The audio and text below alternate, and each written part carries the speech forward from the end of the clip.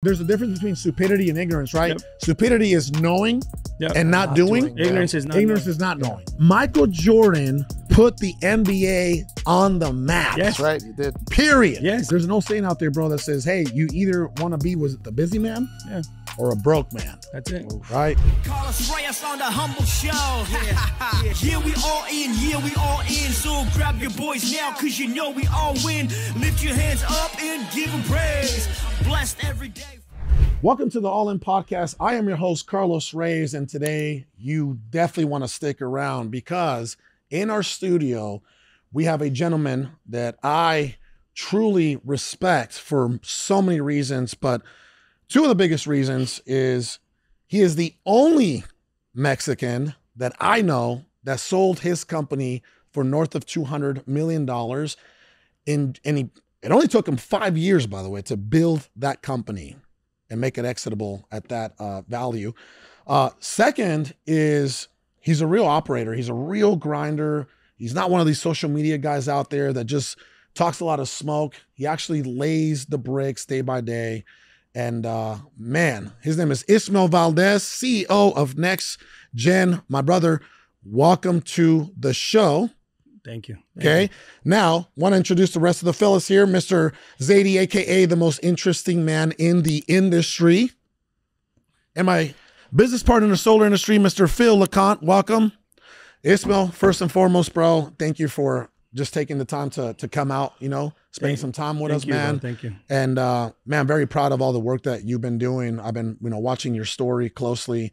There's a few guys out there, especially a few Mexican dudes that are out there really putting in the work. And I know that you're one of them, bro. It's just the way we were raised, right? Oh yeah, right? I appreciate it. So with that being said, brother, what brings you to Arizona?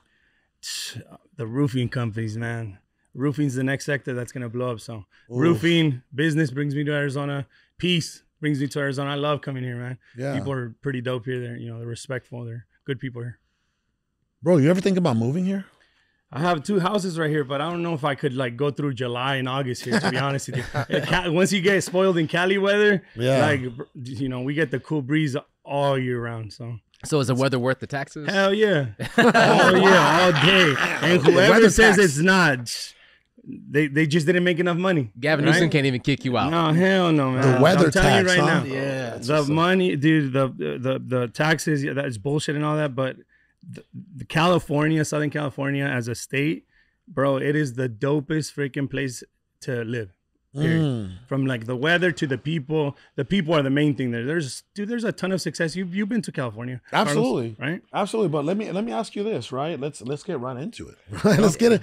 Because I have a love and hate relationship with California, love, bro, the weather, right? And in the right areas, the people, right? Like what is that? Orange County, right? Orange County's dope. What do you think of Orange County? I was raised there. Right? Newport Beach, right? All these there's areas there that are just beautiful, right? Yep. Laguna Niguel, right? Yep. But what about down deep into downtown LA and Hollywood? Once you get into the belly of the beast, bro, it's the same as downtown Phoenix, a bunch of bums everywhere. No. You know what I'm saying? No, same thing. No, bro. And it smells in downtown Phoenix too. Does it? Hell yeah. I haven't been to downtown Phoenix in a while, right? Cali's dope, man. Cali's dope. Okay, but what about the way it's being ran? The way it's being governed. Look, if I focus my energy on that, I don't get to make money, my boy. Honestly, I love that. If I gotta focus on what the government's gonna do, what the IRS is gonna do, or what all those people are gonna do, then it takes my focus away from all my business. So you're hyper focused right now. Oh, hell yeah! I don't give a fuck what they do over there. Let me ask you this, bro. Why are you so obsessed? It seems like you're on fire right now. Like you're spiritually, energetically, mentally, physically, right? On fire right now. Like what is driving that fire right now? My 4 girls, number one, are driving them. I have 4 beautiful girls that I got to raise, and I got to make sure that they're good for the rest of eternity. But showing my people that it's that we can do it too. That my main focus right now is to make sure that everybody knows what happened at NexGen Air Conditioning. That was magic. What's going on in the roofing industry, that was magic. But most of all, most importantly, there's nothing different from me to Bill Gates to Elon Musk to whoever the fuck you want to put in front of me. Yeah. There's nothing different. Yeah. They just wanted they just want it harder than more than most people. Hey, I want it as bad as those dudes do too. Being a millionaire, that's dope. Anybody could do that though. Yeah. Try to be a billionaire, bro, and be Mexican. That's dope, bro. I love that, man. You know, so I'm a big data guy. I love looking at statistics, right? And I was studying the data of, you know, how the money's moving in America, right? Asian Americans, was it Asian Americans or Indian Americans, right? They're like at the top of the food chain. Yep. And then Asian Americans are second. And then obviously white Americans, right? They're third. But guess what just happened? Latinos just took that fourth spot in America. That's dope. Over black people in America. It's because you just sold NexGen. Can I tell you why though? In my opinion, why? Because dope people like you, people like you that are spreading a message that we can do it too. That's right. That like Mr. Tempo, he's spreading a message through all the labor in the restaurants. You're spreading the message through your solar companies to your private equity. You talking about Ivan Flores? Jorge, I don't know him. Oh, he has a huge. He probably has like 50 restaurants in SoCal, bars, nightclubs, everything. Let's go. Employs about 2,000 people. 20, 30 years ago, he was in Mexico, right? Bro. So like people like that, people like yourself that are spreading the message. I want to spread it. I want to spread it through the industry of, you know, the plumbers, the electrical guys, the roofers, the air conditioning guys. I want them to know like, hey, we can do it too. Lead by example. Hell yeah. I love that. Where'd you get that mindset from? My dad, bro. My dad engraved it to us that we came into the United States 30 years ago. We didn't come in here to lynch off them, to, you know, ask for government assistance. When my dad brought us to this country, he made it clear. Yo, was he a plumber? No, he was a baseball player, and then he's in the chrome industry, which me and my older brother own a chrome business. We employ about 44 people there. Okay. So, but my dad really engraved that to us. So ever since we were small, he always told us the same thing. Like when we would get hurt, he'd like, hey, nobody cares. Come on, let's go. Work hard. Hey, bro, say what you want about us Mexicans. Oh, dude, whoa. Right? But the one thing you can't say is that we don't work hard. Hell yeah. Oh, nice. Hell yeah. Right? Hell yeah. For real. True. For real. That's true. Think about it, bro. How often do you see a homeless Mexican on the street? They're selling if we're on the shit. street, They're selling shit. we're selling oranges. Hell yeah. Right? Yes. We're selling something, bro. You know what I mean? Oranges. Bro, I love going back. I'm going to Mexico tomorrow, actually, right? Dope, and my wife, she loved Mexico so much that, you know, at first she was like, oh, I don't know if I want to go down there because of the cartels, and I hear all these stories. And then I take her down to Mexico, right? And she's been down there with me a couple times. She's like, babe, I want to come back. And now, like, we went 3 weeks ago. We're going back because she loved it so much. My girls loved Mexico so much. And guess what you see out there too, bro? Bro, as soon as you cross that border, someone's trying to spray your windshield. Yep. Like, they're not like, hey, give me money. No, they're like, no. Shh. Right, yo, let me work for some money. Or they're trying to sell you something, right? Yeah. They don't just ask for money. They try to do some form of labor and then they ask you for money, which I respect. That is why we like that. That's what like brings the fire in me. Like I want to be able to, you know, impact this generation in a different way, not just by like telling them what I did. I want to impact them and changing their mindset and the way they think about themselves. And bro, you know what? Before you say the next thing, I'm just like you in so many different ways. I haven't spent the right amount of energy, focus, and time into social media. Even though, by the way, bro, the only reason why I'm even known like that is because I've been speaking on stages since 2017, right? That's dope, man. And I never focused on social media until literally when Brooklyn came on. Brooklyn, when did you come on? February 26th. Bro, February, right? I was like, okay, all right, I'm going to get out there because people like you and me that are working our butts off, that are leading organizations, right? Nobody really knows what is the best way to set an example these days, right? Of course. Like, hey, let me show you, right? Let me show you, right? Because things are caught, not taught. Let me show you what I'm doing and how I'm doing it. And the only way you can really do that these days, right, is on social. And you don't got to be crazy about it. But again, people just need to know who we are and what we do. And you can't spend time doing that yourself, because that's why other people need to do it, because you're grinding, you're building the business. Of course. You can't be like, oh, I need to post this and I need to edit this video like that. It's just not going to work. Well, it's not just the message, it's also the messenger, right? For you to do what you did, something had to happen to you. And there are so many kids right now, especially in this economy, we're going through a massive shift, especially for the younger generation. They were ripped away from the ability to save for a house. They were impacted by student loans that didn't give them any value. They were impacted by credit cards instantly in their face. Right. So what type of mindset going into this next generation would you think that somebody that's 19, 20, even going into 30 needs to execute at a high level? They need to struggle, man. Bottom line. They need to struggle. I was 16. My dad kicked me out when I was 16 because I didn't have the $400 for his rent payment that I had been making for 4 years in a row.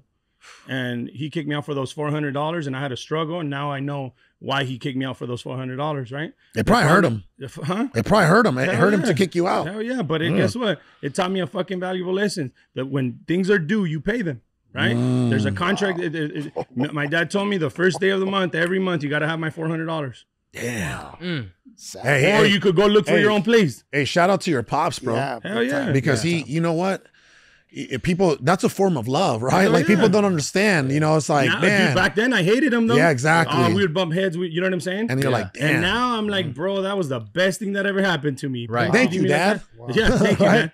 But yeah. I think for the next generation to be able to accomplish something that's going to be impactful to the next generation after them, they need to struggle, man. They need to know, they need to have the contrast between, having a bad life and having a really, really good life. And I'm not saying like go be homeless. I'm just saying like, hey, you got to figure it out. Like if somebody's going to be handing it to you, you're not going to value it when you're at the top.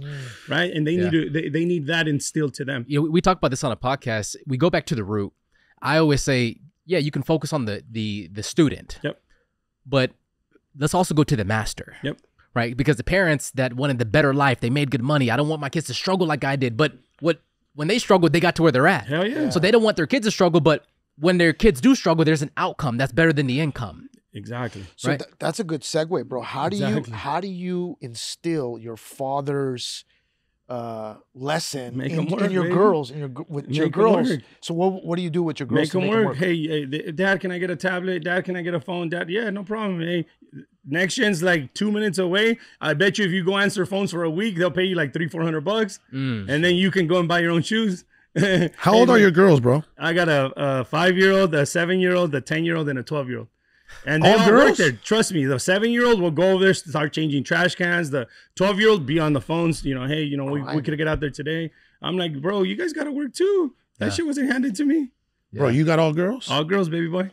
We're both girl dads, bro. So there you go. You were probably a bad boy. Girls, right? Just a little bit. Yeah, God sent you. God sent you what God's you needed. Why do you think I'm his favorite? Yeah, God sent you what you needed, bro. I'm like, I know why I got my girls. Right? You got plans for a 5th kid? No. 6th kid? No. You know how it is, bro. Dude, when you're Mexican with the light eyes, bro.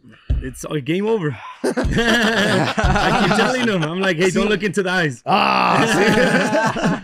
But no, bro. Some dope ass questions, man. Bro. Back to you, bro. What I was trying to say was, I know that operators like yourself, technicians like yourself, you never care for the limelight. You don't care for the social media. No. You don't care about the clout. Nobody knew me. Right? Like you don't care about that. But then again, I see your purpose, bro. And again, it's only going to amplify, right? The showcasing of that purpose. I agree. That's the only reason. And I'm going to give you the same advice that, Bradley gave to me, because I said, hey, bro, I don't like doing social media. I don't like doing Ask my guys. I'm like, I hate doing social media, right? I like flossing, but I don't like, What? Yeah, watch. I'm like, I don't like doing social media. They're like, well, what don't you like about social media? Bro, having to go downstairs and be like, these are the 3 things that will make you successful, right? Like, I don't like that. And then I told Andy Frisello the same thing, and they both said the same thing. They both said the same things from 2 different places of the world, right? St. Louis and Vegas. In 2 different times, like 1 year apart, right? They both said, hey man, we understand, be the content, be you, right? Have people film you just being you, right? They'll fall in love. That's it, right? That's what I'm saying. They'll fall in love. That's going to be the easiest thing for you, bro. Don't sit there and force the issue. It's like, hey bro, you can either be a part of what I'm doing, like the lens can be a part of what we're doing, or because I'm not going to take time away from what I'm doing. Exactly. I'm not going to take time away from my girls, right? So it's like, hey, you want to have the lens out and document what I'm doing? Let's go. Then let's do it. Yeah. That's going to be the easiest path to you. Dude, I was, 3 years ago, nobody knew me. I wasn't on social media. I just got Instagram like a year ago. Facebook, I use it to make money. I have a social media group in there that I mentor plumbers, electrical guys, air conditioners. Wait, you've been doing that for a while? 3 years. I got 6,000 members in there. That's nuts, bro. Yeah, all CEOs of contractors ranging from 2 million all the way to 250 million. Yeah.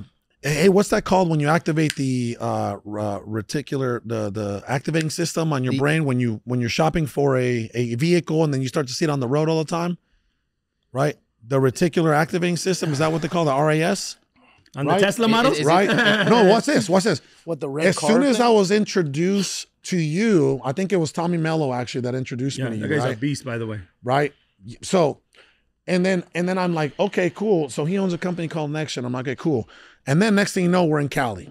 And then I start to see your damn billboards. I'm like, bro, what? I'm like, bro, what? Oh yeah. I'm like, what? Who is this dude, bro? Oh, yeah. Why does he feel the need to have signs everywhere, billboards everywhere, right? You gotta know who we are, bro. Be honest. Do you think that your HVAC company has the most billboards in California?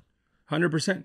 Because the plumbers and the electrical and the AC guys didn't think as a marketer. They don't even know. They don't know. Exactly. Yeah. I'm not like, dude, I'm a contractor at heart, but I've never, done the plumbing, done the electrical. Like I've never done that. You're a businessman. But I knew the impact of marketing. And when I would go around, I would see Coca-Cola, I would see Nike, I would see all these billboards in Cali. I'm like, bro, we're marketing the wrong way. These guys are used to marketing on direct mail. Oh, bro. They barely got into the Google, the Yelp, the Facebook. They barely got into that maybe 2-3 years ago. These guys were direct mail newspapers and coupons. Yeah. And I put up like 290 billboards in 1 week span because I knew the impact that I was gonna have. What I didn't know was the fucking impact that I had on recruitment. Bro, we had fucking thousands. I have thousands of installers, technicians, project managers, customer service reps that want to work at NexGen because they would see our signs everywhere. I was doing it for the client. Yeah. And I ended up recruiting and retaining some of the most talented people in the game. When did it click though? Because every entrepreneur, every business owner, there's something that you do, a transaction, whether it was that first commission check or somebody or a partner that came into your business where you guys collided and it was like, this is it. When was it like, oh, this is it, and we're going up? I think when I started the first 3 weeks that I started NexGen, I knew I was going to blow it up. But it was just you. It was just me and like my boy Tony and my sister Laura and two installers. How did you know? What was the thing? That, because for the first 3 weeks, I was getting calls from all the vendors and all the supply houses and all the marketers. Hey, I'm sorry, Ismael, we can't sell you equipment because some of our bigger dealers, don't want you to be selling the same brand. And I'm like, I haven't even started. What are you guys talking about? I haven't even started. Well, Ismael, we can't sell you Lennox. We can't sell you American Standard. We can't sell you. I'm like, what the fuck? So I went to a supply house that didn't call me. And that's when I knew something was good because if people are trying to they're trying to keep you out of the circle, right? Cut you out now that you start. The good old boys club. Then these fuckers saw something that I didn't see. And they know something. You know what I'm saying? Yeah. They know something that I didn't see. That you don't know yet, right? Exactly. Yeah. So that's when it clicked to me. I'm like, okay, cool. I got this, baby. Yeah. I got this. And we went from 0, 9.8, 18.1, 32, 64, 100. These are millions, by millions the way, of dollars not per year. But what'd you start with financially? What'd you have? Nothing. Your hands? No. So credit cards, vendor relationships. There's 2 ways to grow a business: through capital or through debt. If you don't have capital, you have to do it through debt. Oof, hold on. I don't think people don't know. There's 2 ways to grow a business, you said. Either through capital or through debt. And in many cases, by the way, it's good debt, right? That's considered good debt. So this is the oof button. Every time you drop a gem, I have to hit this button, bro. Go for it, baby. Ooh. You'll see it. Yeah, go ahead. So there's 2 ways to grow the business: through capital or through debt. If you don't have access to capital, if you don't have the capital, it's going to take you a longer time to do it. You could get into debt no matter what, right? So I went to open up credit cards. I called the credit card companies every month. I started with a 5,000, got it up to like 150,000 within the first year. And it gave me access to, buy marketing, buy more vans. And then I went to my vendors too. My vendors were, hey, we'll give you a $10,000 line per month for 30-day terms, right? And I'm like, no, man, I need like $1 million. He's like, Ismael, you've been in business a month. What do you mean you need $1 million? I'm like, bro, in 15 days from now, I'm gonna be installing 5 fucking systems every day, no matter what. 5 systems at $2,000. That's $10,000 in just equipment. Yeah. So do you imagine doing 5, 10, 15, 20 a day? You'll stack up a bill like that. Yeah. Right. So I went to my vendors and I told them, hey, I need you guys to, give me terms and give me a high limit on my thing. And I started operating the business through them. The credit cards were used for marketing. The vendors were used to cash flow. Leveraging. Yeah, leveraging everything. Yeah. Bro, so were you ever at a point where it was like there was no hope, or it was just like a bunch of negativity or a bunch of like obstacles, and you're like, bro, how am I going to get past this? Did you ever go through 2019, I didn't know what gross profit was, and I didn't even know what a P&L or a balance sheet was. Wow. And in 2019, my buddy Tom Howard came to Cali because I was having software issues, and he happens to have a financing degree. So he comes in and he's like, hey, show me your P&Ls. You're fucking killing it. How much money are you making? And I'm like, what's a P&L? And he's like, bro, what do you mean? You're running a $32 million business. You don't know what a P&L is? Yep. I'm like, bro, we're just trying to sell air conditioners, to be honest with you. Yeah. A lot of them. A lot of them. Yeah. And then he showed me that. He showed me that. And then, so in 2019, I didn't know it. And I was running out of cash because the volume was stopping, right? So 2019, I'm running out of cash. I'm drinking every fucking day. I don't know anything about financing. So I started educating myself on it. Let me ask you something, bro. Doing so bad. Let me ask you something. Why, and we got so much to discuss, bro. I have so much your upbringing. I watch. I got it. I got a sequence here for him because this is important, man. This is turning out to be one of my favorite shows already, bro. All right. So the drinking, why? Like, why did that begin? Why did you start going so hard at the drinking? Do you think that was a way to like escapism? Was it a form of escapism, like from all the stress? Exactly. Yeah. Well, I was 28 years old, 30 million. No, I was like 29 years old, making millions of dollars. A $32 million company. Don't know I dropped out of high school. I don't know, like nothing. I didn't even know the financing part of it. Like I was stressed the fuck out. That's why I was drinking. You know what I'm saying? I was trying to like make sure I don't blow my head. Dude, I had 200 employees at that age already. Yeah. That's no joke. Yeah. Right? Each one of them have their own problems. And you with bro, would you say at that time, bro, like you lacked not only you, but in general across the company, right?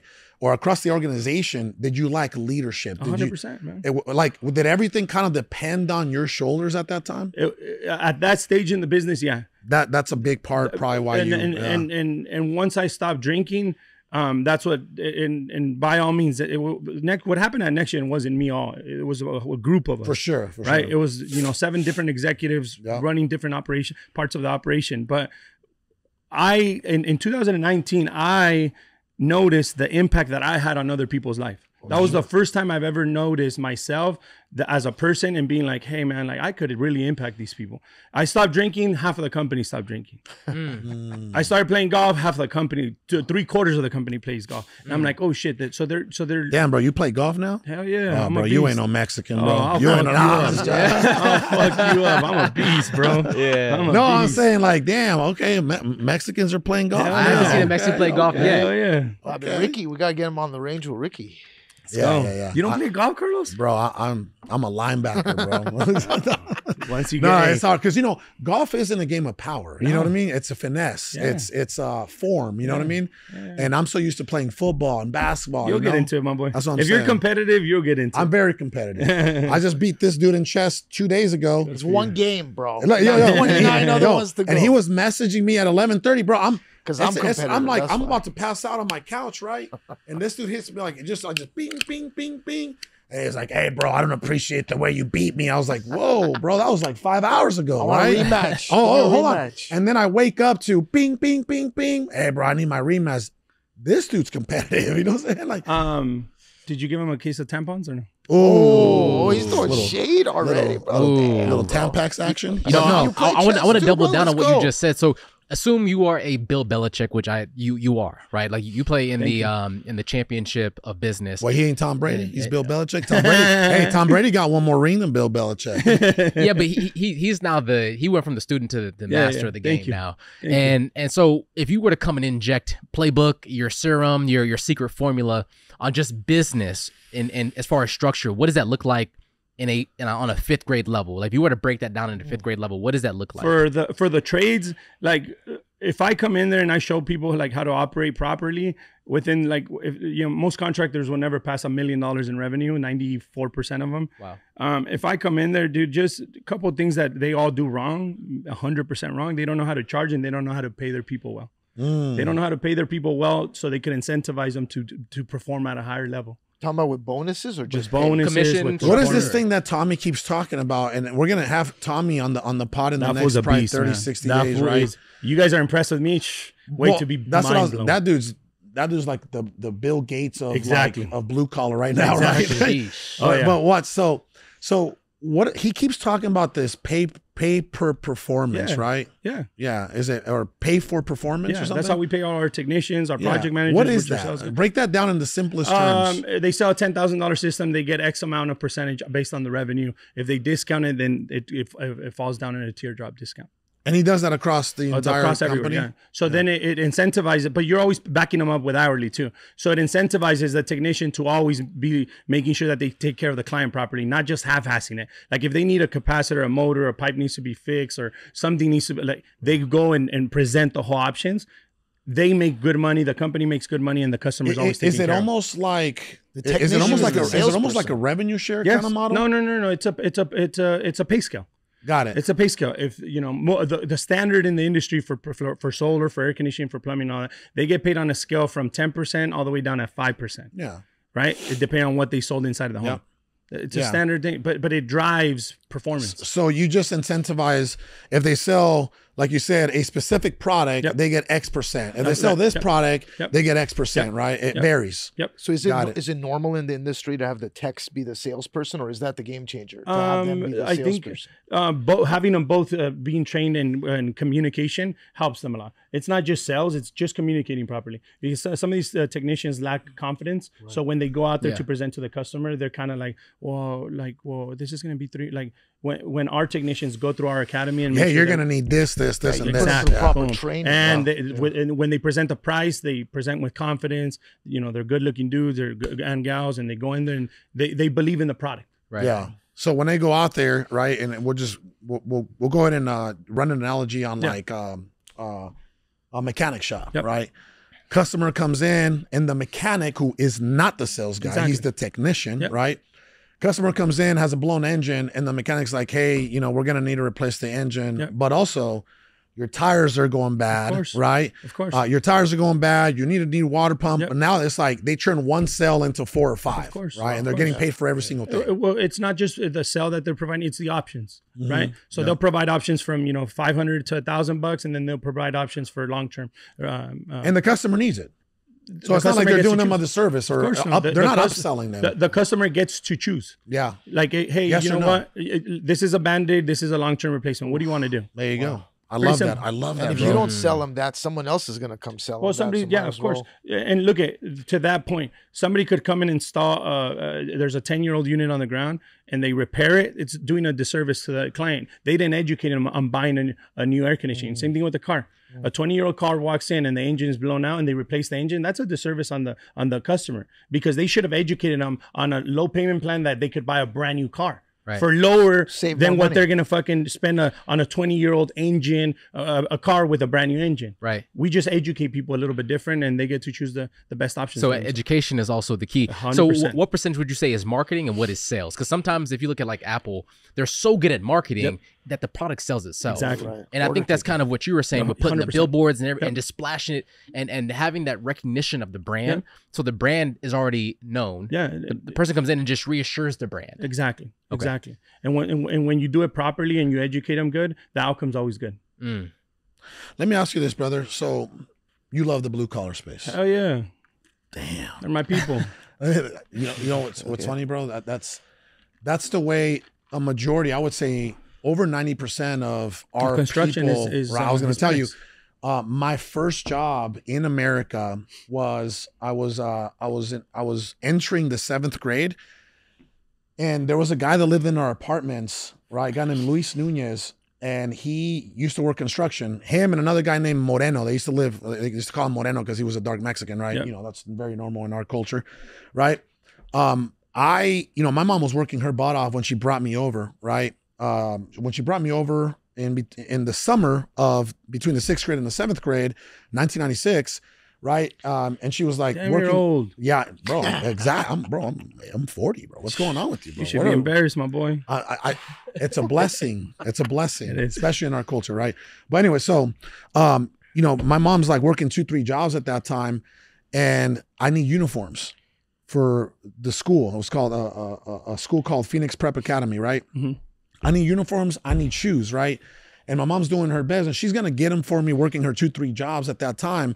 But I see these dudes, right? I come from Mexico, so I'm already used to grinding, right? I was selling pan, I was bagging groceries in Mexico. Dope. You know what I'm saying? Right? I put some of the stuff up there where I'm like, I got my little ID, you know, and all that from bagging groceries and stuff.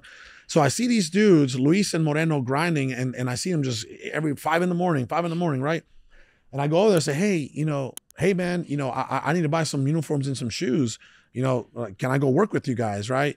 You guys, you know what? Let me talk to our boss. And at that time in the 90s, everything was very flexible, right? Yeah, come on. Exactly right. So they're like, hey, you know, our boss said it's okay. You can come. You can carry the wheelbarrow around, and you can just pick up after us and throw the trash out. Nice. My first job here in America was in the blue collar space, That's construction dope. Specifically. That's dope, man. You know what I mean? And when I tell you that every single person in every single rehab project, every single house, right, was Mexican. Of course. Mm-hmm.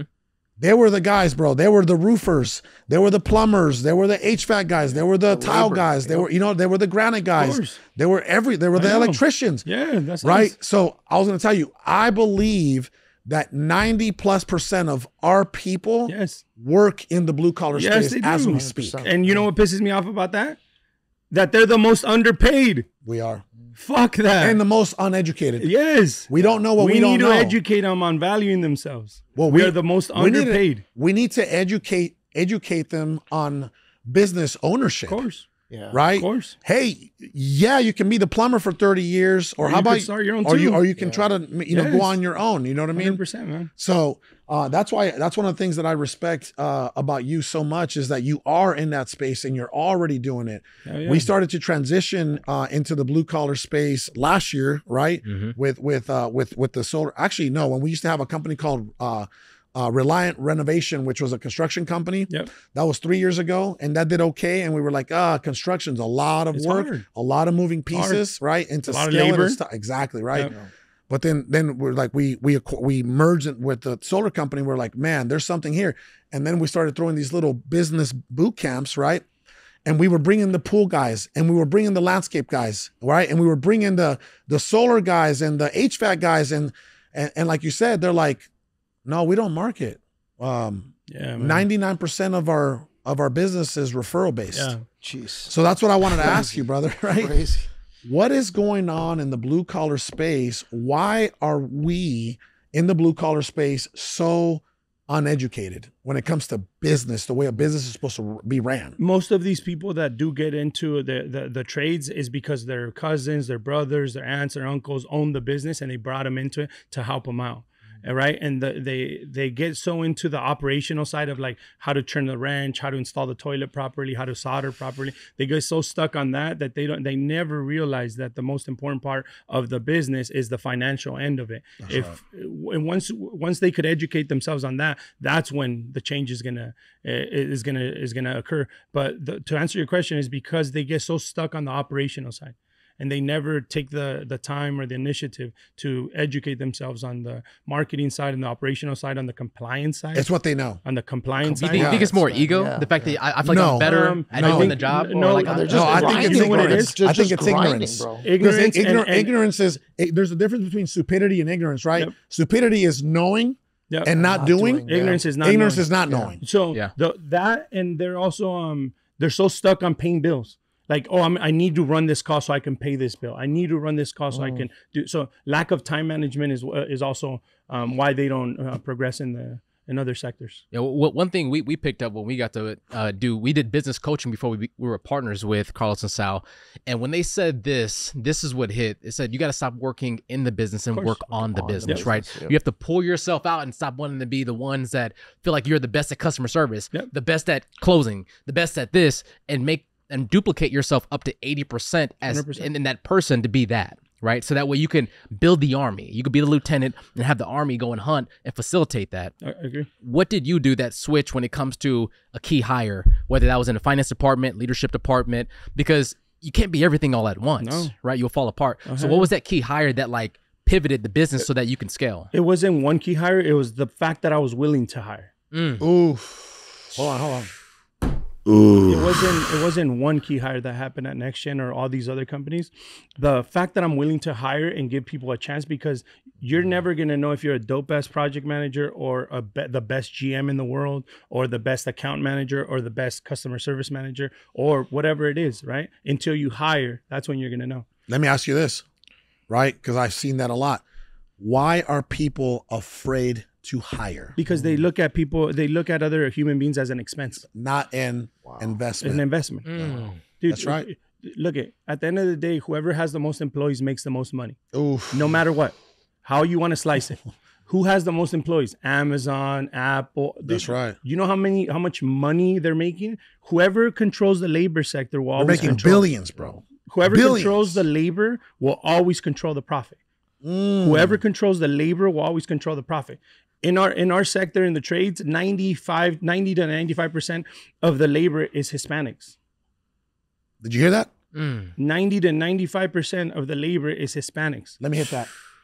We run the blue collar space, right? Right. So we just need to educate them now. What industries do you personally consider? Because it's a very gray area, right? Of course. What industries do you personally consider being or qualifying to be in the blue collar space? Like, what industries do you consider are part of the blue collar space? Plumbing, electrical, roofing, solar, drywall, paint, anything that has to do inside the home. Anything. So it's stucco. The stucco guys are making bank too, man. The paver guys, they're making bank too. The pool guys, they're making bank too. All those guys are making bank because the customers genuinely care about the product that you're installing in their home. So you always got to present yourself as the premium quality. Bro, let me tell you this. Last month, was it this month or last month? Our last business boot camp. Do you guys remember? Last month or this month? Okay. So we had a pool guy. He makes $4 million in annual revenue with 2 people. So, in California, by the way. Gross profit 90%. In California, by the way, dope, right? Bro. That's dope. Good. Yeah, right. It's crazy. And I'm like, in everything you just said, he's like, bro, he's like, I'm so stuck in the business. I don't even have time to hire. Yep. You know what I mean? He's like, I don't even have time to go through my financials. And if I went through my financials, I don't even know what to look for. Exactly. All he looks at is like money in, money out, money in, money bank out. Account. Exactly. I still got money in the business is doing We're good, right? Yeah. Can't do that. Cash flow. So let me ask you this, bro. Like a 2-minute rundown of your upbringing, man. Like, where were you born? Cool. When did you get here? Where were you raised? And what was the first thing you did as a kid or as a teenager, right, to kind of kick off your entrepreneur ambition? So I was born in Michoacan, Mexico. I got here when I was 6 years old. Me and my brother got here. We got smuggled in through the TJ border on a black Suburban. San Isidro? Yeah. 6-year-old. My brother was 7 when we came in. We were raised in Orange County, California, in Anaheim. And dude, the first thing I noticed that about myself when I was younger is that I always wanted like the freshest kicks. I always wanted like the freshest, shirts. Like I always wanted to look good, and I always wanted to feel good. And I knew from a young age that took money. Damn, right? Bro. Hey, bro, you're wearing some Jordans right now. Those are the 11s, right? Bro. Hold on. Those are the 11s, right? Bro, chill. Why aren't you wearing LeBrons? Bro, if you gotta ask, if you ask anybody who the GOAT is and they don't give you the MJ, they don't know what they're doing. Debate over. Okay. No, you know how long that pay attention. Listen to me. Listen to me. How long has that? Go ahead. If you have to ask who the GOAT is, we're not the same. If you have to ask me who the GOAT is, if you have to ask yourselves who the GOAT is, we're not the same. There's no discussion. Fight for second place. Don't fight for first. First is taken. First is taken. You know why I lured you and set that trap? How long have we been having that debate here? He's right. It's not a debate. It's not. Some people Bro, know. to us, And it's some not. people don't know. To the young guys, Some bro. people don't know. Hey, Like 5 for that 2. man right 5 there, for he 2. don't know. Guys, bro. That man right there, he don't know. Look it. I'm gonna tell you why. Look it. 5 for 2. Why? Doesn't matter the statistics behind the player. It's this. Oof. Yeah. This is the thing that made Michael Jordan the fucking GOAT of all time. There's no debate. You could put Bron on 20 rings. It doesn't matter. This is what separated MJ from anybody. Yes, Kobe was close to him. He might be 2. He might be 3. I always say Have that 2. debate. I always say he's 2. I have Because he that copied debate. him. Because he I always copied say him. that That's debate, all. but You know not why I the say one. he's 2? I always say he's 2. He was the closest he was thing the to his closest thing mindset. that like Yeah. he openly admits the fact that he's like, I wanted to be like Mike. I copied all of his moves. Yeah, Everything. That's it. So yeah. like for sure, 1 MJ all day. 5 for 2, 5 for 3. You Bro, know, I don't Bron understand these in the top kids, 5 for sure. man. Bro, if you ever go in, anytime I talk about this debate on Instagram, go into my comments, bro. Oh, And all the kids are like, you're a hater, you're a hater. I'm like, bro, what? Hey, let me just say this, man.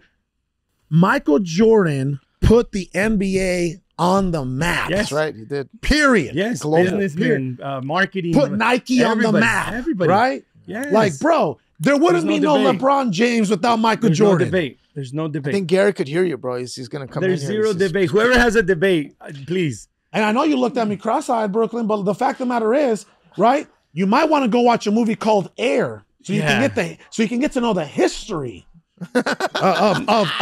of Nike and Hey, basketball. that was probably one of the dopest quotes I saw that at Air though. You know what I was rewatching yesterday?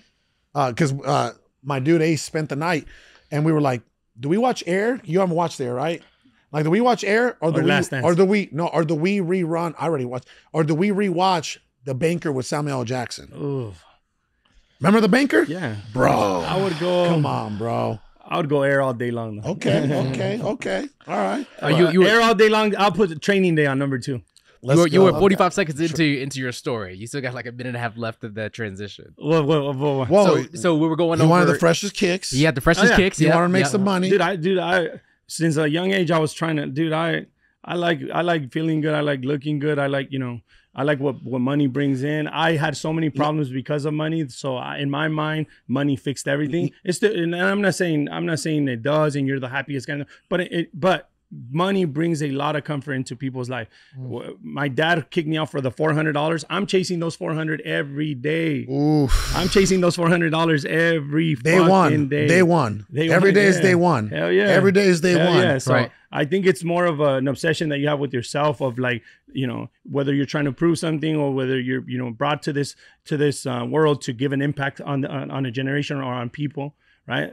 I think that's what drives me to keep going. What did you do at the start, right? So you knew you're like, all right, I need to make money. So what was the next move? What was At 12 years old, I was selling newspapers, 14 at McDonald's, I worked at a supply house. That's how I came up. And you were probably one of the best employees there, huh? See, that's what people don't understand. I'll run the fucking drive-through by That- myself, charge you, flip the burgers, go on the drive-through, hand it to yourself.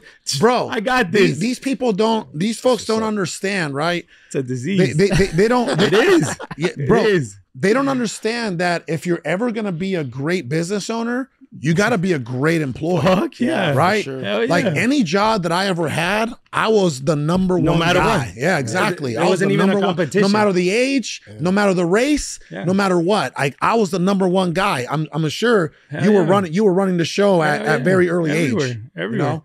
When I was a customer service rep for some insurance company, they told us, hey, whoever books the most insurance appointments, you guys get an extra $25 at the end of the day. Motherfucker, I had them booking all day. Nobody took $25 from me.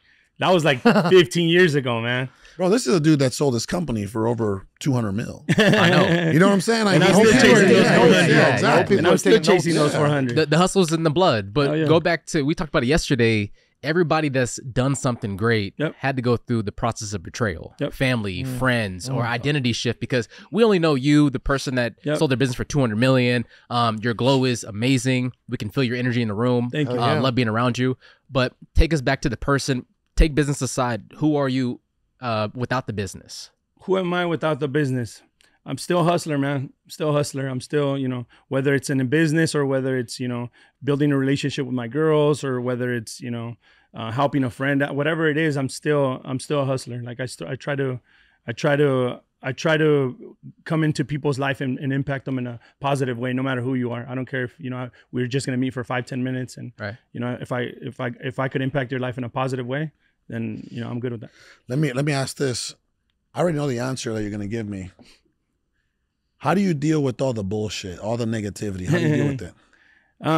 Dude, so this social media thing is like new to me because like I was, you know. No, in general, bro. Because remember, the first people that hate on you. Yeah, of course. First of all, I grew up very similar to you, bro. You know, in high school, I wanted the new Malibu with the Lexanis. You know what I'm saying? Hell yeah, right? What you're So I'm like, I'm gonna go work. I'm gonna go work my butt off, right? And get the Malibu with the Lexanis, right?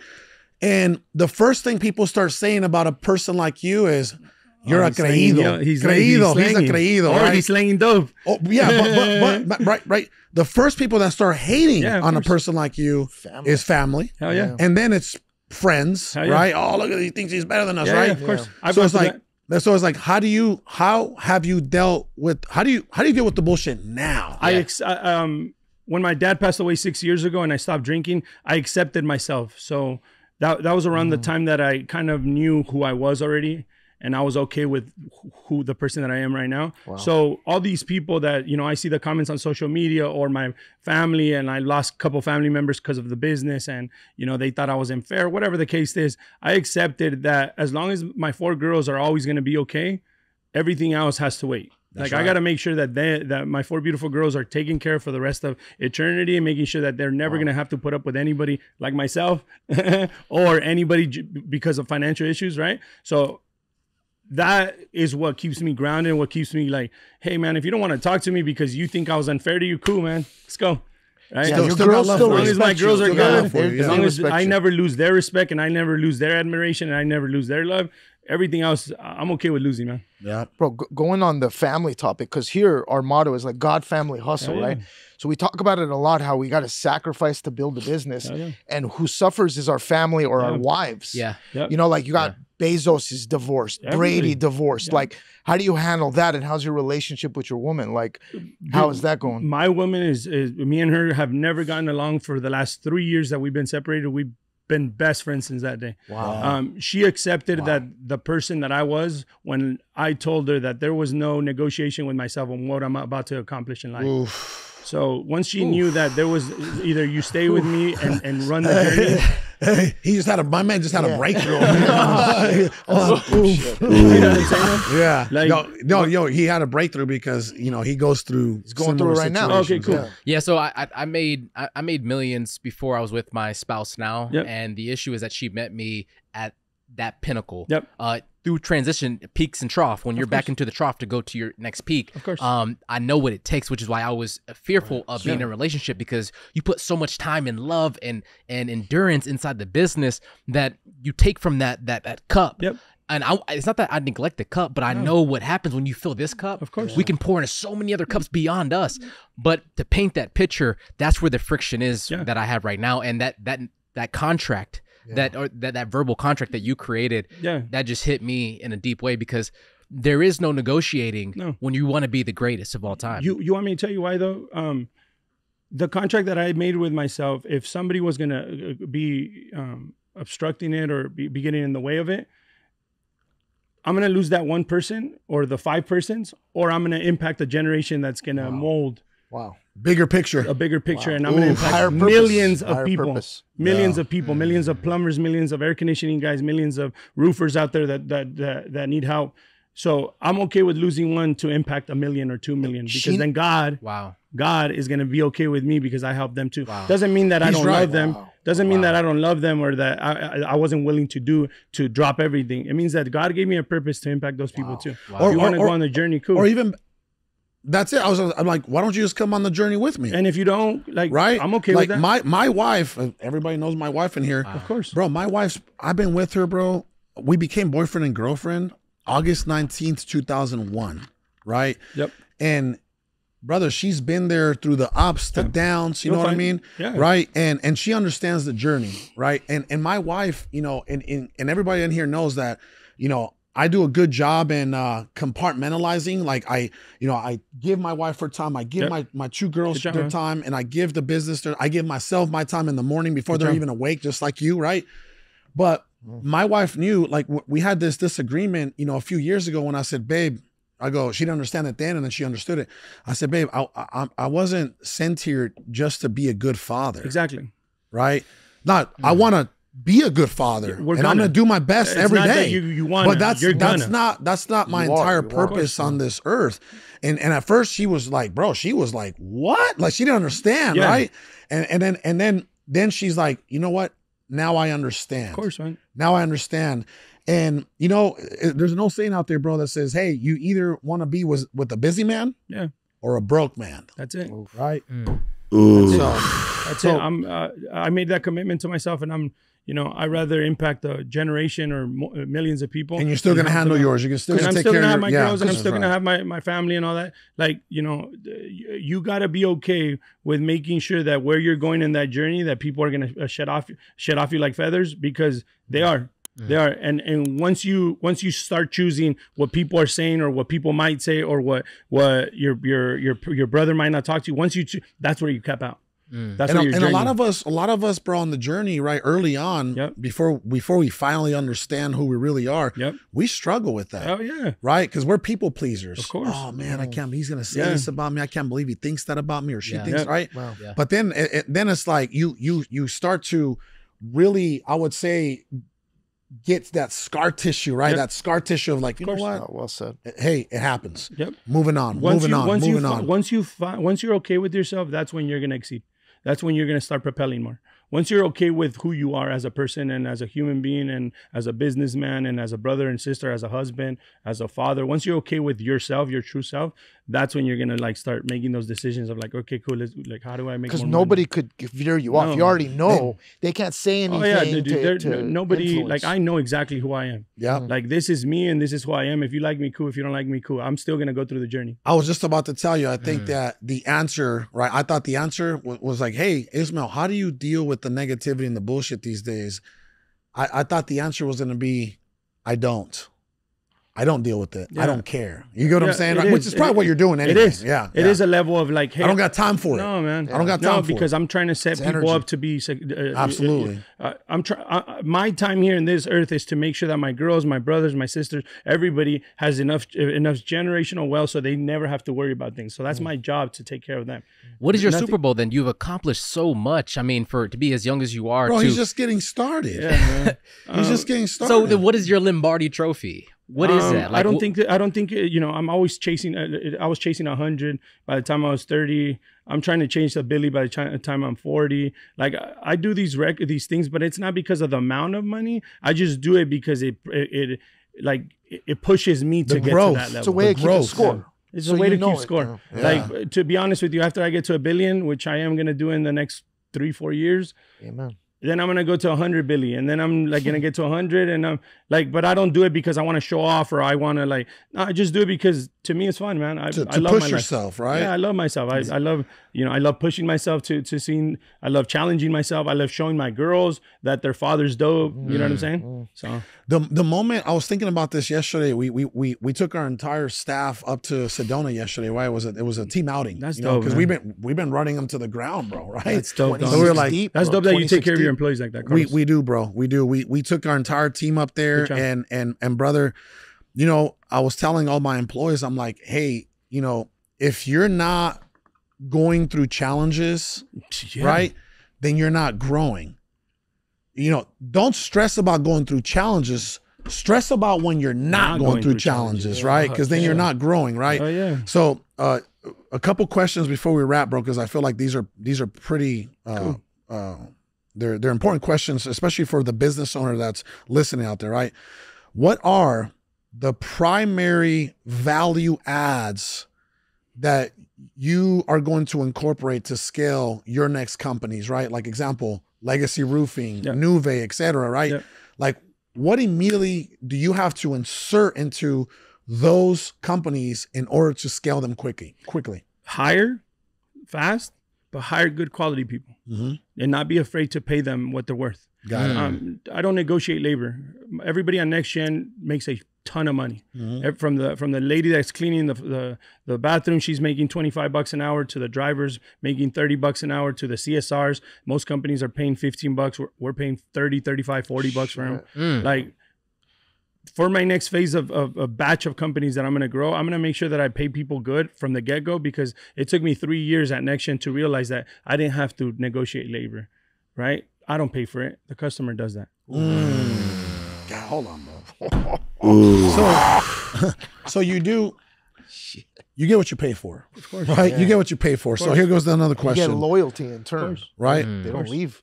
I think we already went through that one. What do you see are the 3 biggest opportunities in the marketplace over the next 5 to 10 years?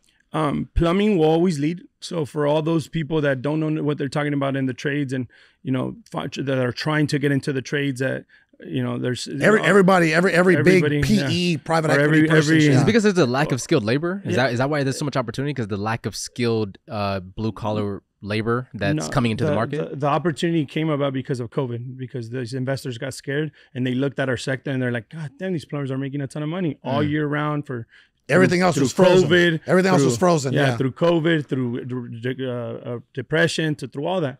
That's the reason why they're valuing these businesses so much, because they saw value in us. But to answer your question, plumbing is a bulletproof business.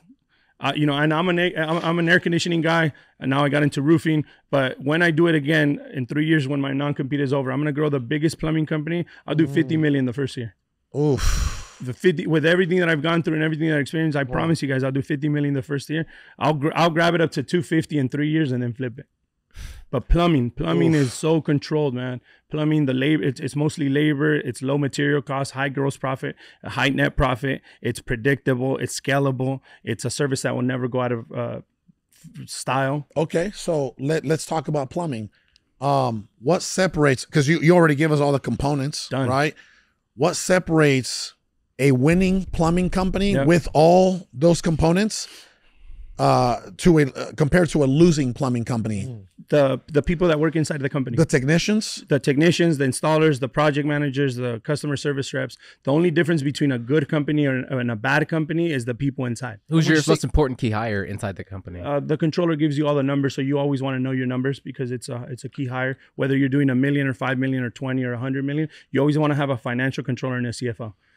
You say people, and we all respect that, but at the end of the day, it's the training you're given to the 100%. People, right? So 100%. Like you're basically setting them up for success. Yep. Or as a leader, you're dropping the ball, you're not giving them what they need, and you're then they're fumbling, they don't know how to talk. This is what most business owners do wrong in the trades. There's 3 key components that they do wrong. So number 1, they don't price themselves right.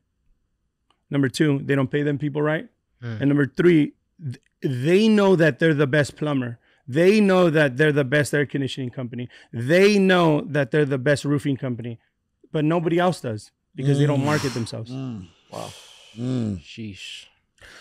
Well, do you guys have any more questions? That was number 1. What was the other 2? So you said plumbing was number 1. I know you're excited about roofing. So plumbing, just because the fluctuation of revenue is so controlled based on the marketing. The second thing would be roofing. Roofing's the next sector that's going to come into the trades, and they're going to get bought out for multiples of EBITDA that nobody's ever seen. The third thing that we do is scalable and is sellable is electrical. Electrical, plumbing, and roofing are both controlled. They're both bulletproof. They're both pandemic proof. They're both recession proof. People always need us no matter what. If it's a tight budget, we offer financing. If it's if it's too expensive, we offer financing. They need it right now. So if your toilet gets clogged up, you need it. If your shower needs it, like what you're not gonna what are you gonna do? You're not taking take a shit? Is it about consistency too? Because like toilets have been toilets forever. Like there's no advanced toilet. No. There's never gonna the problems. In order to fix the real problems in the plumbing issue, you need to tear down the whole world and repipe it, right? So that's not gonna happen. So you're always gonna have problems, and we're here to fix them. You already know the problems because they cycle the same problems, right? Brother, I think in the next few months we might have to run. We might have to run a sequel to this, a number 2, bro. Yeah. But outside of that, brother, what message will you? Where's your camera? Right there, right? You look into that camera and just talk to, you know, the up and coming entrepreneur, you know, whether he's white, Mexican, black, you know, and, you know, what message do you have for that person if you just want to let them know? My message to the masses is that, like, they look at the trades as a plumber, an air conditioning technician, a roofer. They look at us and they think that there's no money. I got 22, 23, 24-year-old plumbers, technicians making $400,000 or $500,000. I got project managers that are, you know, young kids too, 26. I got 9 project managers that are going to make over $700,000 in earnings per year. I want the people to know that there's a lot of money to be made in the trades. All you got to do is work hard. Work hard. And we're not a subdivision of going to college. We're just an option of going to college. So you don't need to go to debt. You don't need to go through the 4 years. You don't need to go through that. You could go through 6 months through a year of apprenticeship in a plumber, electrical, or air conditioning thing, class, and you could start making 100, 200, 300 G's the next year. Let's go. Let's go. Where can people locate you, bro? Social media. I'm on Instagram most of the time for business. Facebook. I have a Facebook group called Service Avengers. I help out contractors for free, teach them financials, marketing, operations, and, you know, try to get them to make more money. Love it. I love that. Well, ladies and gents, Ismael Valdez. Thank you guys, man. You know, God willing, I get to continue to see this man's journey. And I can't wait to see you hit that Billy, bro. Hey, before we leave, hey, congratulations on your show, man. It's super dope. I love the vibe in here. Dope ass questions, everybody. Thank you, brother. Dude, keep doing it, man. Keep doing it, because brother. our people need to know that not just the Mexicans, not just, you know, blacks and Hispanics and Indians and all that. Everybody needs to know that there's opportunity everywhere. You just got to work hard. Let's go. Let's go.